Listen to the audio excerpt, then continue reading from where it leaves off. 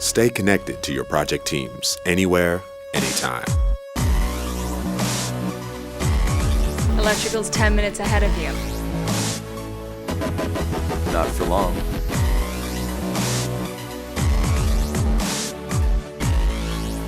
Huh, you caught up. I always do. Start collaborating. Download a trial of Bluebeam Review for 30 days at bluebeam.com/collaborate. Yeah, actually, I'd like to talk to you about the exterior because, of course, that's the first thing that people see. They see the Oculus, but then they sort of wonder about these ribbons. And the first time the architect brought that idea to you, what did you think? You mean the kind of the steel, steel the ribbons, the Cor-Ten steel. What was your thought process? So the first thing is, the material on the outside is called Cor-Ten steel. It means rusted steel. It's not painted. And Cor-Ten steel is a favorite of architects, except one problem. It rusts, and everything around it gets very, very dirty. So we created a special procedure to sort of pre-rust it so it wouldn't drip, and that was, we kind of pre-rusted it about 10 years by some procedure we used. And so it's a beautiful steel because it changes with the sunlight. It always looks different. It's always interesting. And I always loved Cor-Ten steel, but it was very difficult to work with. And this is probably the first time it's been worked with ever in such a large size. There's a very famous building in Manhattan called the Ford Foundation building, which uses the same kind of steel, and it's one of the gorgeous buildings. Obviously, it's not this large. It doesn't use this much steel. So it was a bit of a risk and a lot of debate about it. One of the great architects in our city, who is an advisor to me on so many things, was very nervous about whether or not the dripping would make it impossible. We took the chance, and it certainly worked. You know, what's wonderful about that material, if you had made the building, let's say, a silvery metal, over time it would only get worse. And somehow this material, it seems that over time it's going to only get better. It only gets better. Colors change. When you look at this in 10 or 15 years, it's going to look even deeper. And the fancy word you architects use is patina. It'll get a better, even a nicer patina. So it was very important. The exterior was very important. Again, you're in an urban area, and one of the other important things, this is sunk into the ground, so that, again, you come into the main concourse, you walk down to the event floor, which is below grade.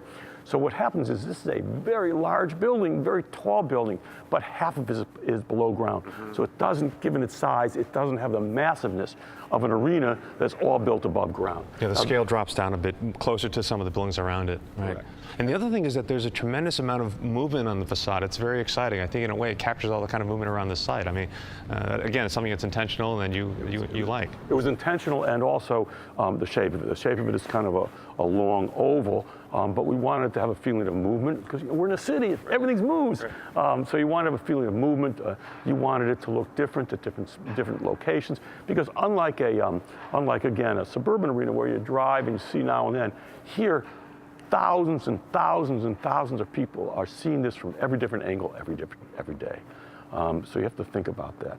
A lot goes into really kind of thinking something through, and I give the credit to the architectural firm, Shop, and AECOM that did that. You know, it's easy for me to talk about it as if I did it, but I have only one word that really explains when things get done. It's called the word team. This is not me. This is not any individual. It's teamwork, and whether it's on the sports floor or whether it be in architecture or construction or development, as I do, it is about team. I work with great people.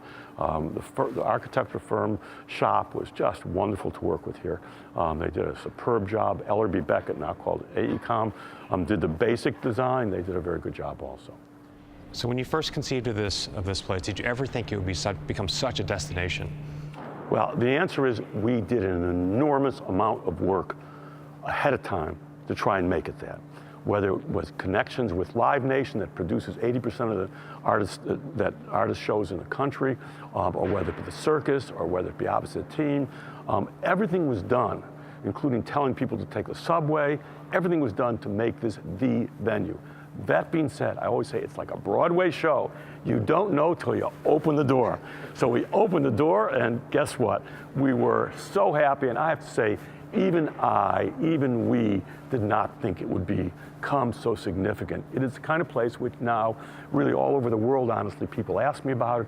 I meet people every day, oh my God, I haven't gotten there yet, I want to go there, or I've been there, it's incredible. We get artists who want to play here all the time, and we're careful.